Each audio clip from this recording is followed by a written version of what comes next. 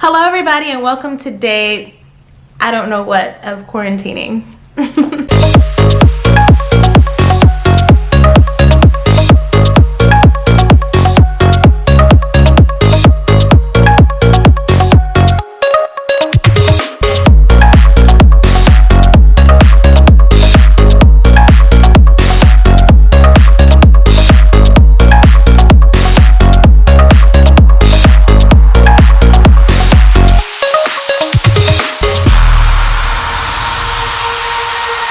I've always been the kind of girl that hid my face, so afraid to tell the world what I've got to say.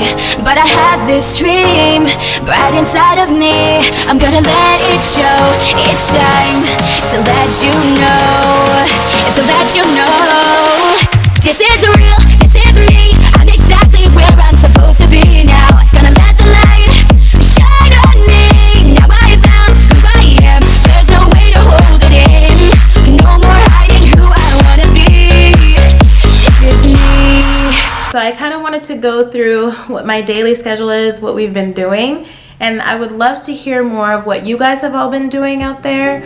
I know all over the globe, everybody has been told to stay indoors because of this virus, and it already made its way past Asia and Middle East, going through Europe at the moment.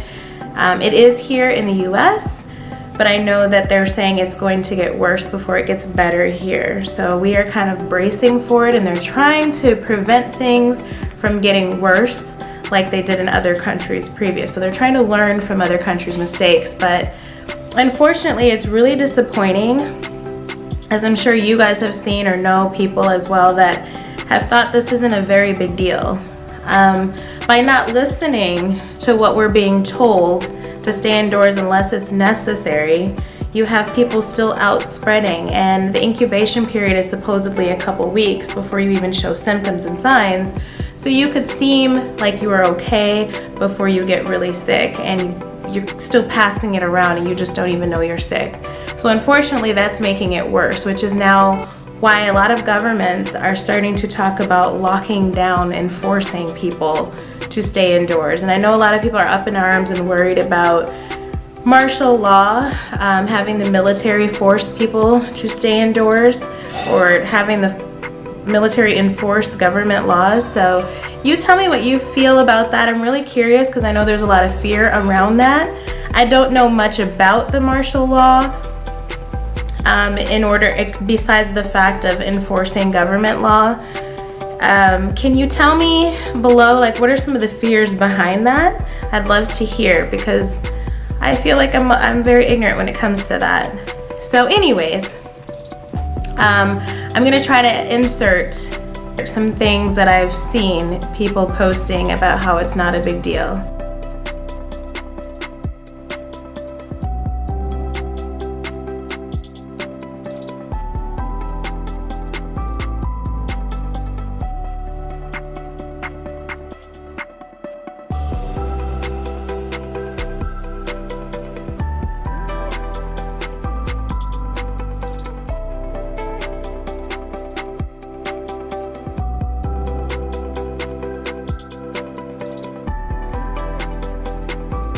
And if anything, even show some video.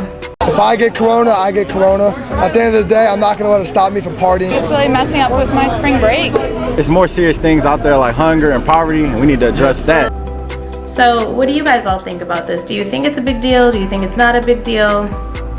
Just a note, while I'm editing this, I realized I just had to get this off my chest. So irritated with how we as Americans, some Americans I should say, are so arrogant. I always feel like, well, if it has nothing to do with me, or it'll never come here, it'll never be us. We are humans just like everyone else. So it's kind of embarrassing when I see the videos like that. And my family, we have taken it extremely serious from day one. How are you responding?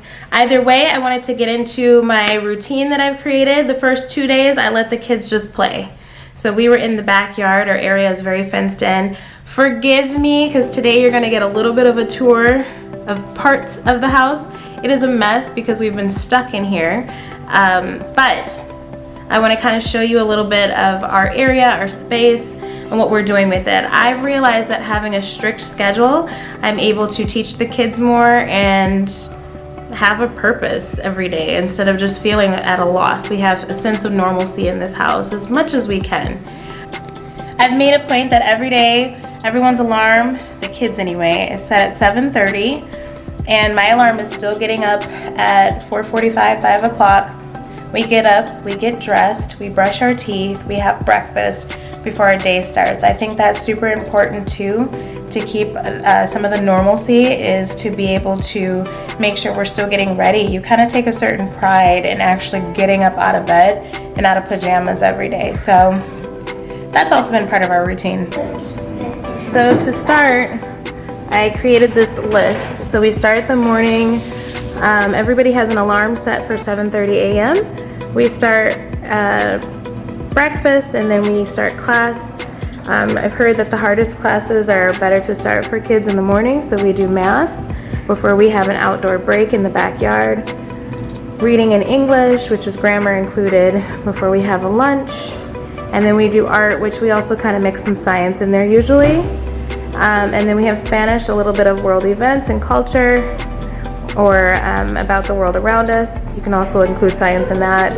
And before we have another outdoor break, and then we have gym class.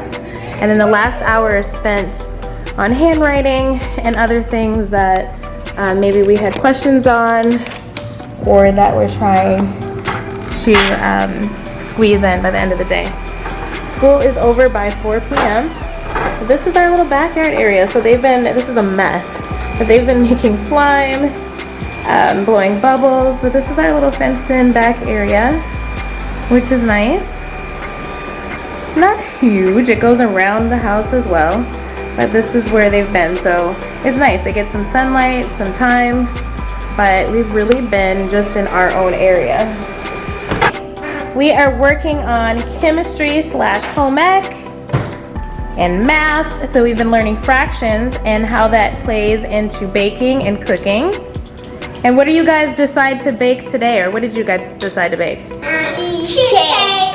Cheesecake. It's our first time making actual New York cheesecake from scratch, but they are doing a great job. And so not only are they going to do that, but and it helps them with fractions. Brielle's been doing so great with measuring things and understanding that 2/4 of a cup equals half a cup, 2 half cups equal 1 cup. So baking has really helped them a lot. And then chemistry, they've realized that when you put eggs in things, it actually is the glue. So it helps hold items together when you're baking. So they've learned kind of what the ingredients do and their chemical reactions when they are combined and added and have heat added to them. So that has really helped. It also helps them to learn to cook. We'll just say it covers a lot of things as well, because we can also use what they bake today as a dessert for later. So it helps take off some of the cooking burden on myself.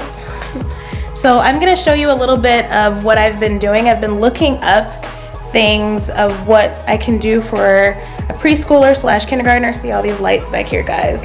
I'm telling you, it's a mess back here, but bear with me. So anyways, I've been looking up kind of kindergarten worksheets, what they're doing in kindergarten, because even though she's in preschool, I'm trying to get her kindergarten ready for next year.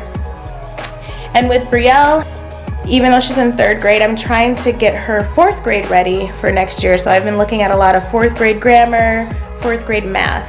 So that's kind of what we've been working on. And in the meantime, it's allowed me, by starting at the next level out, it's allowed me time to be able to see where are their strengths, what do they not know, what do they struggle with, so that I can create things that are challenging but not frustrating for them. So let me show you what I've done in their notebooks. I do this every night when they go to bed. I stay up for about an hour doing their curriculum for the next day. So here it is. Okay, so again, for Isabella preschool, what I did was I wrote a lot of the capital letters and a lot of the lowercase letters, and to see if she could match them up, and she's actually done a really good job. So that let me know that she does recognize letters, whether they're uppercase or lowercase. We also have focused on addition and subtraction. I realized that when I did this, at first I didn't know if she could actually write numbers or she could realize what number is what and write it, but I realized that she could easily point out which one was correct and circle it. And so what I realized later on is letting her attempt to write the letter. So she figured out by using simple noodles in our cabinet. We take out noodles and she starts off with 3 and she takes away 2 noodles and she's like, it's 1. Or she started with 8, took away 3, and she realized it was 5. So she wrote that 5 on her own. So that tells me she recognizes numbers and how to write them, which is really helpful. But she is really doing well with addition. That seems to be very easy for her in recognizing numbers and writing numbers. So now we're focusing on subtraction. That one's a little more challenging for her, but she's getting it. You see, I've been actually even attempting to try to like do some drawings and make it fun. I'm a horrible artist, you guys, but it's fun. So that is Bella's notebook. And for Brielle, on to the 4th grade, again, we've been focusing on fractions. So I realized what she does know in fractions, what she doesn't know. She was struggling with the analog clock. So we learned and practiced the analog clock. We watched a small, simple 5-minute video on YouTube. It was a home school, really simplified version. It was like an aha moment for her. So then when I did these things where she had to, on some of these she had to draw the hands, on some of them the hands were drawn and she had to write the numbers, and she's doing really well. Fractions, she's doing well. And so then I started on long division because I know that's a 4th grade thing. We also did some double digits in multiplication. She's doing well. So that was good. And then we've learned the difference between a and an. We also learned when to use it in a sentence for grammar. We learned the difference between consonants and vowels. And she caught on to that. Even Bella has caught on to some of that by listening. Today we're going to actually learn about pronouns because Brielle has been doing very, very well with nouns. She understands it's a person, place, thing, or an idea. And so now we've been practicing that daily, but now we've moved on to pronouns and what that means. And then at art, we've actually been really focused on impressionism. So my favorite artist growing up was Claude Monet, who is very popular in that type of art. And so I taught them the history of who he is and kind of some of his work. And then I told them all week we're focused on impressionism, I should say. So I've put different things on the table, and I told them even though it doesn't have to be perfect, it's their own perspective of what it looks like. You're impersonating something that's real life. So they have drawn, and we've tried different techniques of coloring it in, whether it was painting or pretending we're painting, with different types of things. And we've used crayons and chalk, and we've done a lot of different types of art. They also had a chance to go to the backyard and try to draw something outside so that they got some fresh air at the same time. So we've done that. We've also had Spanish class. So I've found some really fun, basic phonics, Spanish cartoons that were on YouTube, and they love them. So at the end, I've asked them, what is a new Spanish word you've learned, which gives me time to actually work. Because despite all of this craziness, I'm still working. Yeah, the economy has been horrible, and a lot of people have lost their jobs, so I'm very grateful for now I have my job, but it is in the hospitality industry, corporate level, so who knows? Every day is a new day, right?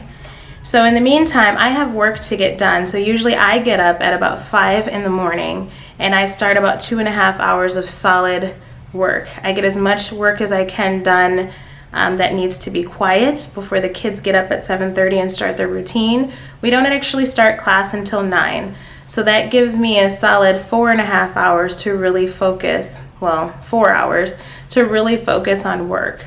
Then after we kind of are doing things in between, I actually have them have an assignment and I'll go do some more work. So that's kind of how we've been doing it. And a lot of times at the end of the day after I cook dinner and they're doing their bedtime routine, I'm also doing work, and when they go to bed, I finish up with some work. And then about an hour after that, I do their curriculum for the next day before I have some me time. And so I usually have my me time every day around like 9:30, which usually includes me closing my eyelids, studying the back of my eyelids. But it's kind of nice. I'm trying to, do more things for myself, whether it's just soak again, instead of just taking my morning shower, maybe soaking in a hot tub, or having a glass of wine or watching a good show. So that's what I've been doing with my me time. But yeah, so that's kind of our routine. We've had a Spanish class. We do some history or world culture.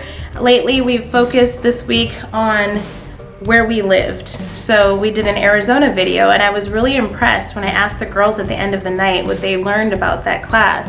It was right before bed, and they said that they realized in the Arizona flag that the red, and there was another color, represents the sunset. The blue represents the Colorado River, and Bella actually mentioned that the Colorado River does not just touch Arizona, which I was amazed.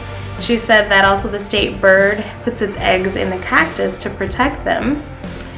Brielle said that the two nicknames of Arizona was the Grand Canyon State and the Copper State, and that the copper color on the flag represents the copper. So they learned so much, things that I didn't even know.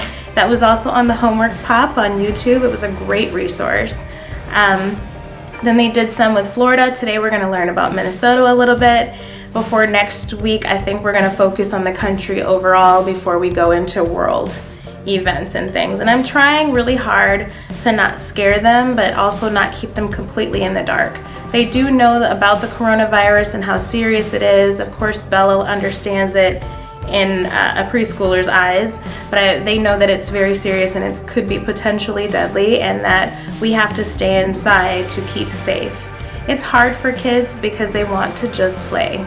They want to go outside, they want to go do things, and as much as I want to, and it breaks my heart, I know that if I don't keep them safe now or keep other people safe, it could get worse.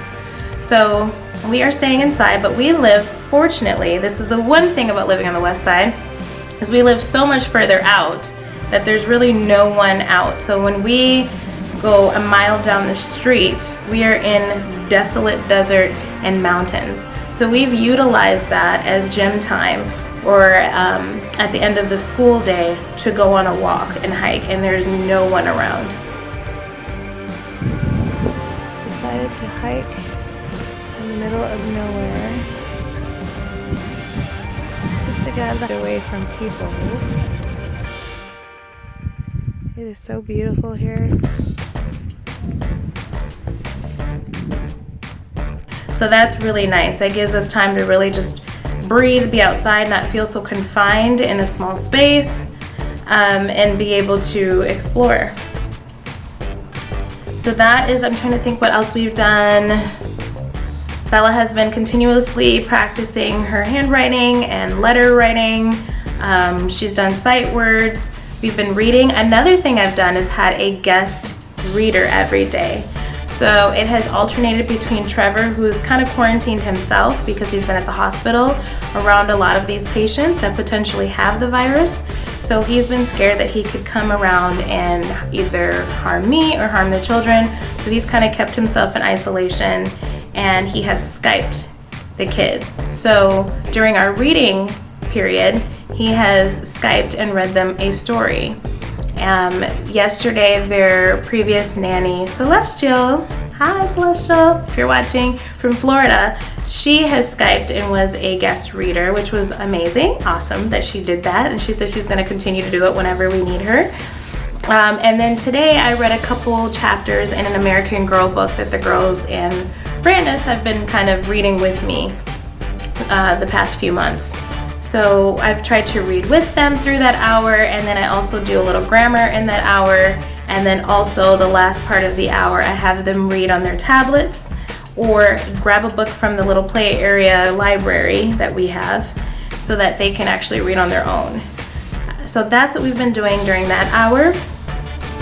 So far I've stuck completely to that schedule, and it's been really nice because Brandis That's why I haven't really spoken much about what I've had to do with him. He's so self-motivated and self-directed, which has been awesome for me to learn and see. I've been so amazed by that kid. He gets up super early. He does his little assignments to prove that he's been in class because they give them a laptop at this high school. And so he does all of them, checks in and sees what his work is. He's done exactly what I've told him to do, which is log what homework is supposed to be done every day in his notebook. And then he gets started. And he usually goes along the subjects that we do. So we start with math, so he logs into his math, does his math work. When we're doing reading and English, he's doing his English and reading. When we're doing art, he's in his art and film class. When we've done kind of science, he's been doing science in between. And then he has also done Spanish when we've done Spanish. So even though he has his own curriculum in high school, it's also been really helpful that I have this schedule. Brandis has done so well that he's actually ahead a week. He's done all of the work that they've asked, plus he's been kind of doing fun things with us. And everybody is required to do gym, yes, including me. So it's kind of been nice. It's been forcing me to at least be a little more active, which you would need that sitting in the house all day. So yeah, that's our routine. I'm really curious to hear how you guys are doing with your kids. What are you doing with your kids? Do you have a strict schedule? Has it just kind of been sleep in, figure it out as you go? I'm trying to change it up a little bit, so we don't necessarily maybe do art every day. Maybe we do art one day and the next day do home economics, because I do try to teach them about money, about cooking. They do have their daily chores after class is done. I'm still, cooking, they're still helping. But we've really all pitched together, and it has been a really nice routine. I was really nervous, you guys, to be honest. If I can be really honest, the night before when I made that schedule and I was starting the curriculum for the kids, they're my own children, and I couldn't sleep the night before. I was nervous. I felt like there's so much weight and pressure, and I've always appreciated teachers, but I can't tell you how much now I really appreciate teachers. They have so much work to accomplish within a small, short period, and especially with lots of children. I feel like I have a lot with the 3 kids that I have at 3 different levels, but it's been nice because I've been able to now see where my children are developmentally and understand what I need to do to keep moving them forward. I'm very proud of the progress. They're right on schedule, and I think that if we continue this throughout the summer, which is really what I should have been doing anyways, I do a little bit of homework with them, obviously, as a parent, but I don't think I've been as hands-on. And I think throughout this, even when we get back to normal at some point and they go back to school, I want to be a lot more hands-on and have more of a curriculum at home to keep them ahead of everything. So it's been nice, and I really enjoy homeschooling. I didn't realize how much I enjoy teaching kids. I thought I would be a lot more frustrated, but I think it's harder when you have like an hour after work and you have to go to work and come home, you have to cook dinner. When you're here all day and you have a strict schedule and this is a routine that you've made, it makes it and allows for a lot more flexibility and less stress. I've done this now for a few days, and it's nowhere near perfect, and it will fluctuate and change, but having that structure really has helped, and I realize it's not so bad, and I've actually seen more growth in them now than they've had in months in school, which is crazy to sound. I mean, I give so much credit to their teachers, but I think they really, really thrive on having that more one-on-one attention and hearing it from a parent. So that's me. I hope you guys are staying safe, and again, I can't wait to hear from you guys and what you've done. Thank you all for watching. It's been so humbling to see you guys continue to watch and grow with me, and give me comments and tips. I really read every single comment. I try to reply to every single comment, and it's been very positive, and I appreciate it. I can't say how cool it is to know that content that I'm actually creating, people actually want to watch. I want to keep kind of doing a log of what's been going on throughout this whole pandemic, but I also just want to continue vlogging, and we'll see where this goes. I don't know. We'll see what happens, right? Put some comments down so I can feel a little bit social. If you like this video, don't forget to like and share. And for more video content like this, subscribe. Bye.